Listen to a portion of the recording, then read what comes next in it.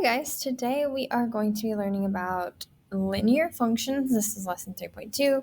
You will be able to identify, evaluate, graph, and write linear equations. We are going to cover all of these things in this video.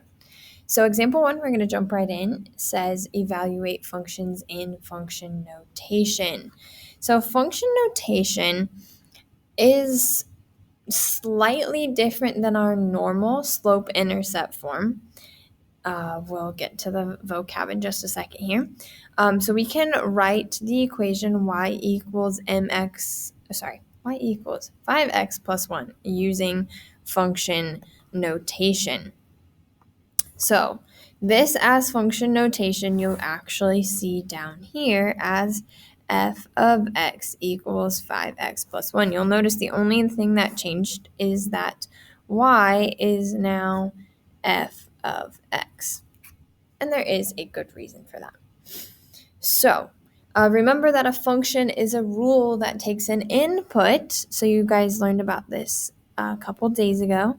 A function takes an input, which we usually say is x, or an element in the domain, and maps to the output, which we usually say is y, or an element of the range. So we had tables and we had mapping diagrams and things like that, which were telling us if it was a function or just a relation.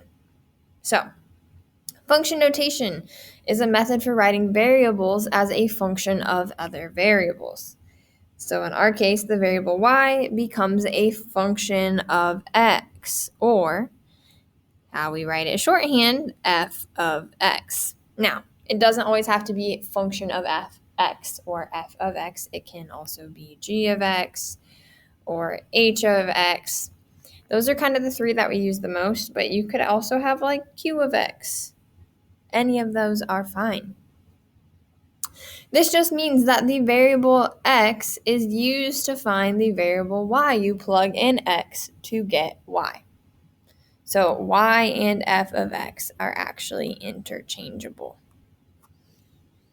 This helps distinguish between different functions. So if you have more than one function in a problem, you can say f of x, and another one can be g of x, and another could be h of x. So you're not like, oh, that y equals equation, or oh, this y equals equation. You can specifically talk about each one. It's kind of like their name. And you can use the relationship between variables to solve problems and make predictions. So that's what we're going to start with. So when talking about functions, we pretty often in math classes talk about like a function machine. So you can kind of imagine this weird shape being a machine. You plug in an element of the domain, which is just an x value, into your function, and you get out your y value, or in this case, since we're talking about function notation, f of x, which is still the same as y. Okay?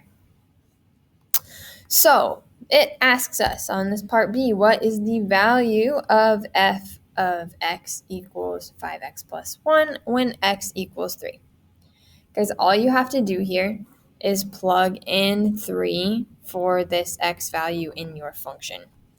They could also write the problem just like this. F of 3 equals 5x plus 1. That is also stating this exact same thing, but in a much shorter form. So I'll write it down here. This means x equals 3. So we plug in 3 for x. That is all that means, okay? So instead of being like a y equals 5x plus 1, it's just f of x. But in this case, x is 3. Anyway, we'll go back to this form.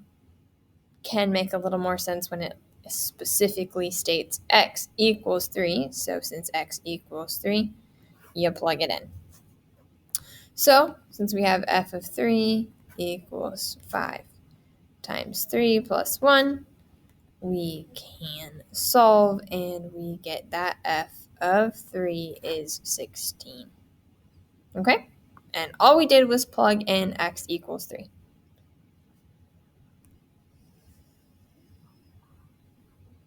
Okay, so go ahead, pause the video, and try these ones. Okay, so hopefully you noticed that x equals 4 for both of these ones, and that all you did was plug in 4 for x. That's it. You do also hopefully notice that these are not f of x equations, but you treat them the same even though they are g of x and h of x. Like I said, these are replaceable. They're interchangeable. Okay, so we're going to keep going. Example 2, we are going to write a linear function rule. Now, this is a lot like what we learned last chapter. We're just going to be using a table and using our function notation instead of our y equals notation. Not really much different otherwise. So, the question says, actually, it's a couple questions. The cost to make 4 bracelets is shown in the table. How can you determine the cost to make a number of bracelets? So basically write an equation. And how much would it cost to make specifically 75 bracelets? So we are going to break this down into steps. The first thing we need to do is we need to look at the table and examine the relationship between the values. We are going to find our constant rate of change. So for my x values, my constant rate of change is adding 1. For my y values, my constant rate of change is adding 15. Okay? Now, notice this is like finding the slope. That's really all we just did. We found the slope, which means our slope is actually y over x's. So we kind of need to think about reversing this. Our constant rate of change is 15 over 1. I didn't really use my slope equation. I just looked at my constant rate of change, which is probably an easier way to think about it. But I just wanted to show you why it's not 1 over 15, but why it is 15 over 1. So our constant rate of change is 15.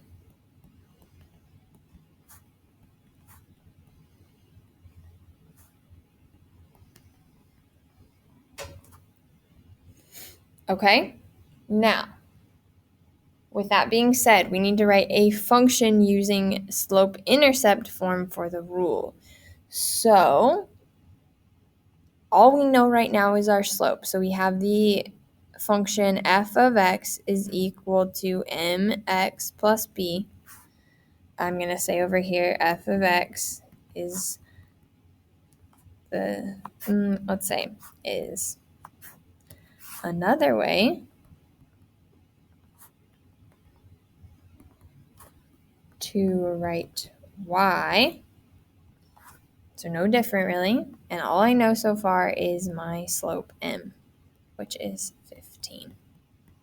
Now, step 3, it says find the value of b.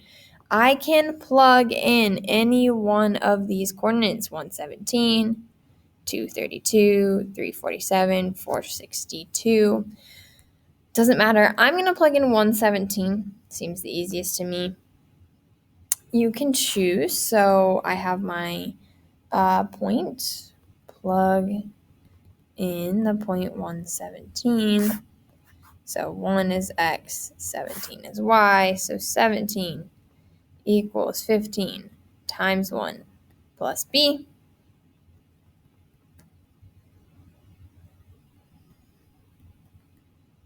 Finish solving. So b is equal to 2, which means my final function, I have my slope of 15, my b value of 2, so f of x equals 15x plus 2. We did problems exactly like this last chapter. We now just are writing instead of y, f of x. And like I just said, I'll go ahead and write that out. Function notation is the same as the linear equation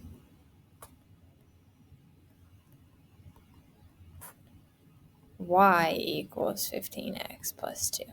Okay, the only thing that changes is that y and f of x, which are interchangeable. Now, this step 4 is actually asking the cost to make 75 bracelets. And if you notice, cost is our y and the number of bracelets is our x, which means all I need to do is plug in 75. Oops, not 72, 75 for x. And I end up with $1,127.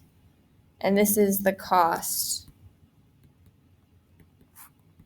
to make 75 bracelets.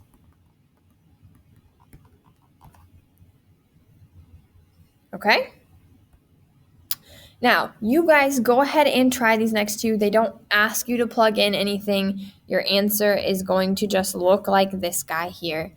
And then once you finish, unpause the video and check your work.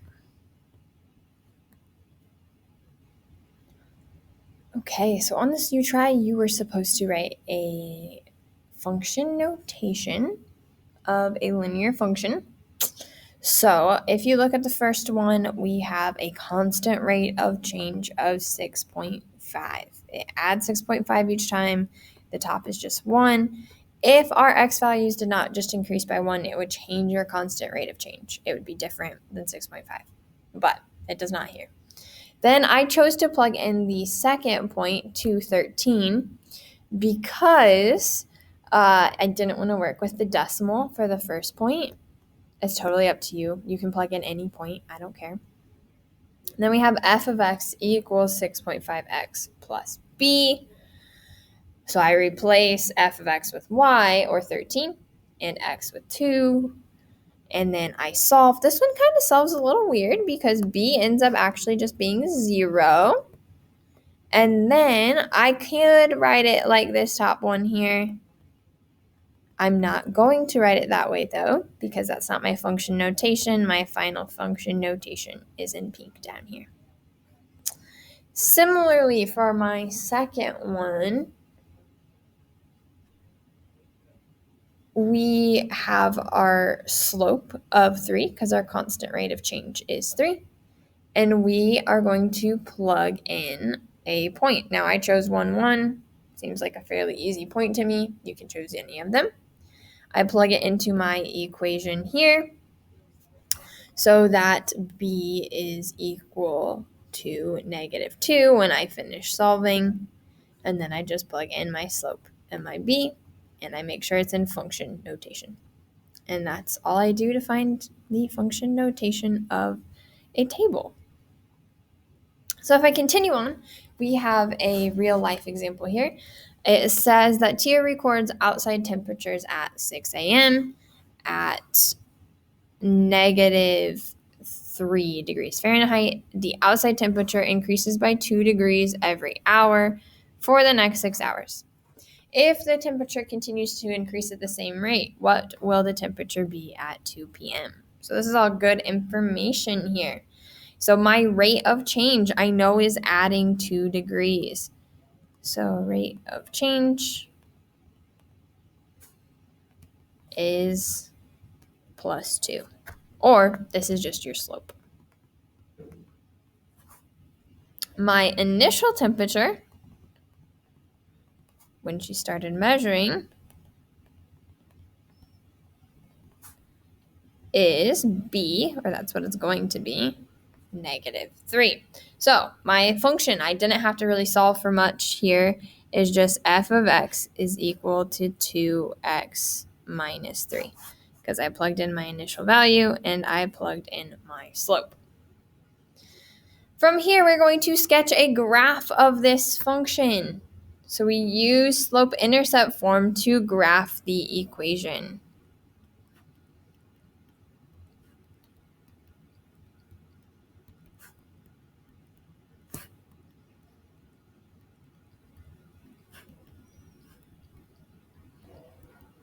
this is easy enough. We have our starting value, our initial. This is our y-intercept, or -3. And our slope is increasing by 2. So I rise 2, round 1, rise 2, round 1. And I continue this slope up. Okay?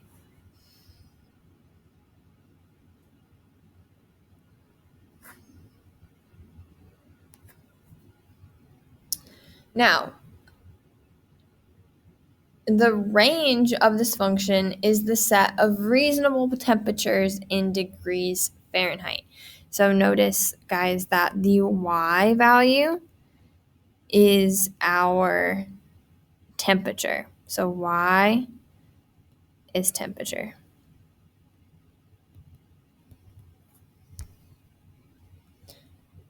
X is time.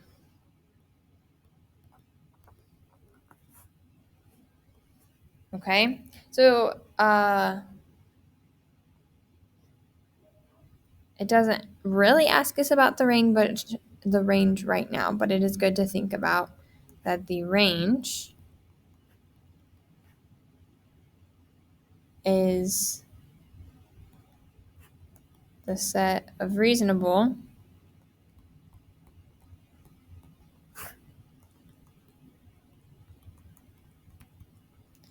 temperatures in degrees Fahrenheit that are greater than -3. So really, since we're starting at a specific time, we can have our graph look like this, where it just increases from that point. Okay, now this one wouldn't increase forever because our temperature cannot rise to like 1,000 degrees. There will be a stopping point at some point. When we try to find out what the temperature will be at 2 p.m., 2 p.m. is actually when x equals 8. 2 p.m. is 8 hours after 6 a.m. So that's why I'm plugging in x equals 8. So f of 8 is equal to 2 times 8 minus 3, or 16 minus 3, which means at 2 p.m. it would be 13 degrees Fahrenheit. Now, it seems weird to plug in 8 when we really want 2 p.m., but that is how this works out, okay, since 2 p.m. is 8 hours after 6 a.m. So, next vocab. A linear function is a function whose graph is a line. Sorry that this is so far away. Whose graph is a line. This one asks, does using a linear function realistically represent the temperatures of the domain of 0 to 24? What this means is at 6 a.m. on one day to 6 a.m. the next day, will our temperature continue to increase by 2 every hour for a whole 24-hour span? So I'm just going to talk through this and then I'll write it out and then I'll have you pause the video. The graph of this equation has a slope of 2, which represents it rising by 2 degrees Fahrenheit each hour.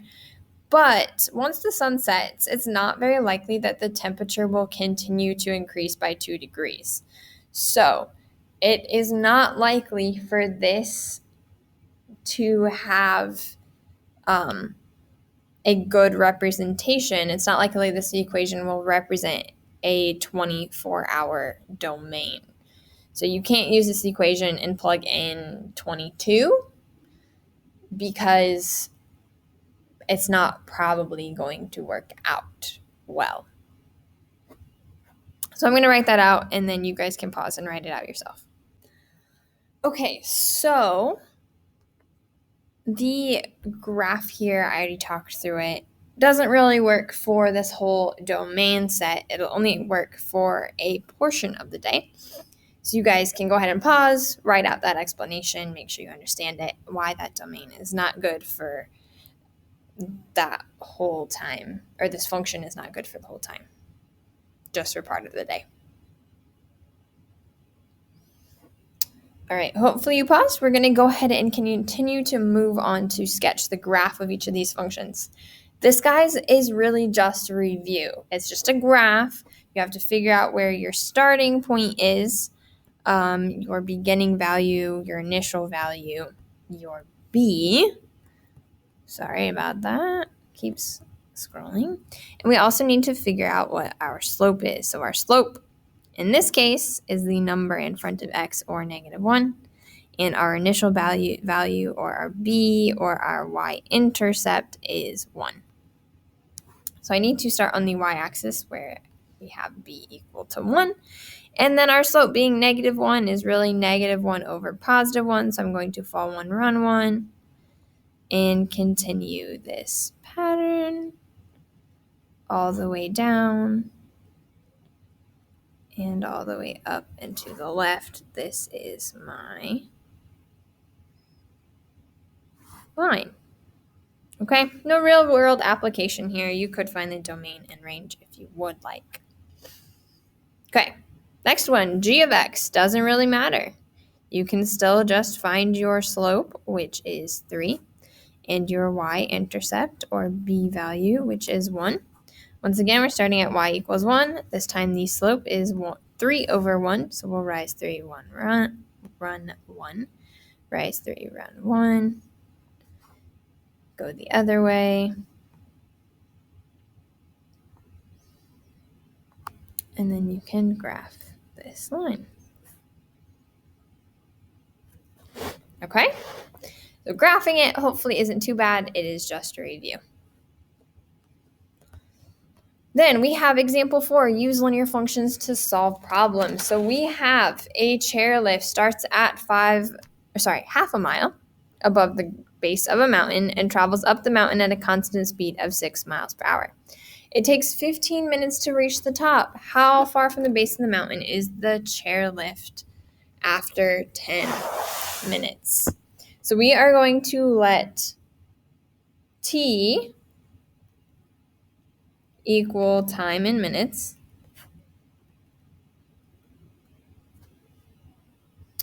And then we need to convert all of this. So we have some things in miles an hour and some things in hours and minutes. And we want to figure out miles per minute.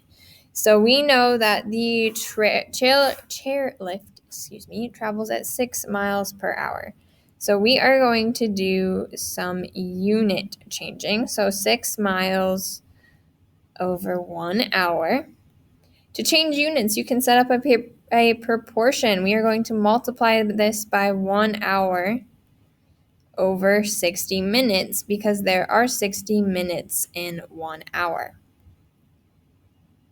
So when I do this math, our hours over hours cancels, which leaves us with 6 miles over 60 minutes, which is actually, when you do this division, 0.1 miles per minute.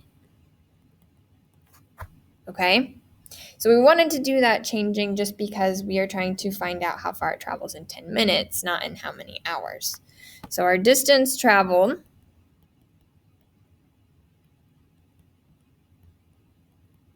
is going to equal our rate of lift, which we just figured out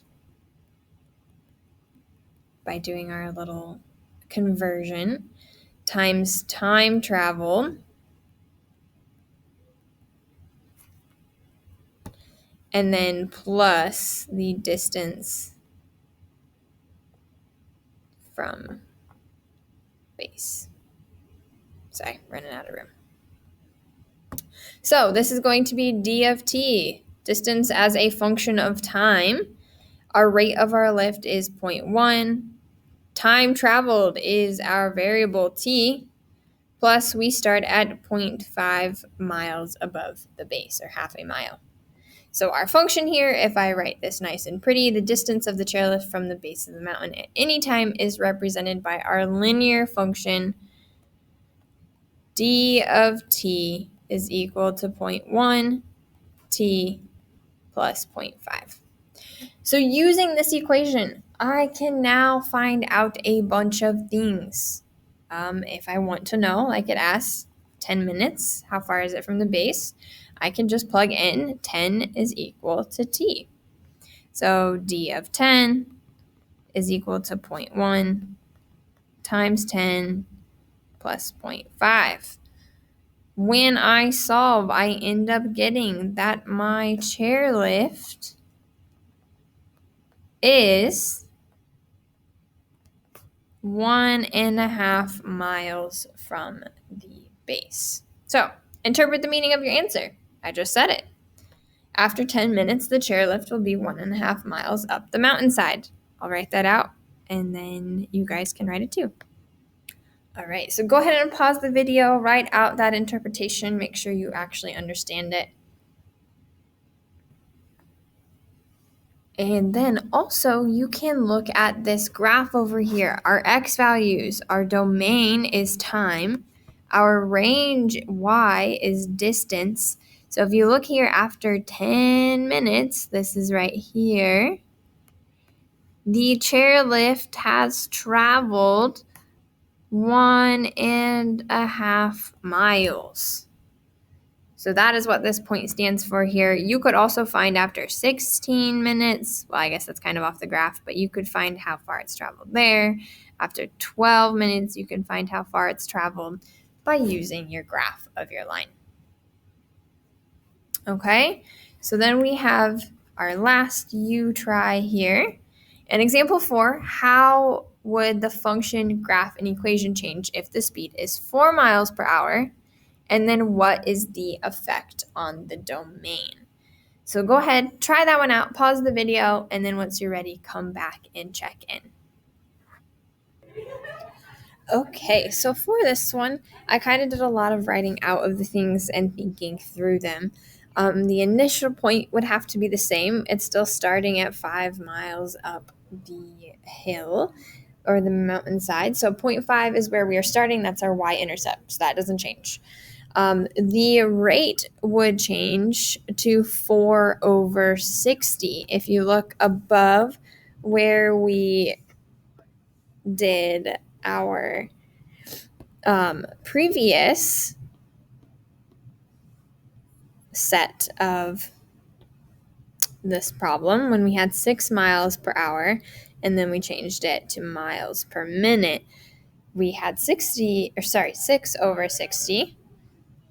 And now, because it is 4 miles per hour, we have 4/60, which will reduce to 1/15. I suppose you could write this as a decimal, but slopes are actually easier to keep as fractions. So we have 1/15 miles per minute. So that part changes. That rate change means that our graph would be less steep. So our graph before was something like this.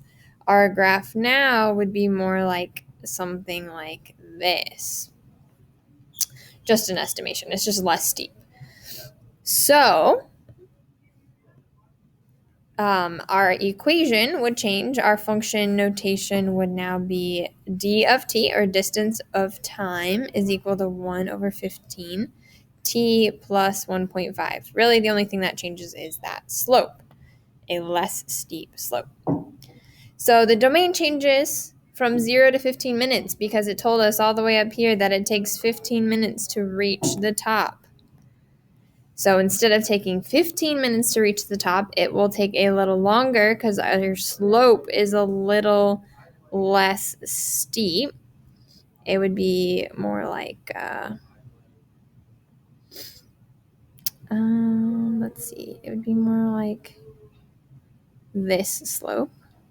So it's going to take a little longer out here to reach the top, which has to be 2 miles, since it reached the top at 15 minutes here. Anyway, if we were to do that math, which I didn't even do, I just knew the answer, our domain has changed from 0 to 15 minutes that they are on the lift to now 0 to 22 and a half minutes to reach the top. So it'll take them 22 and a half minutes now instead of 15. A little longer because it's a little slower. And that's the end of this problem. Have a great day.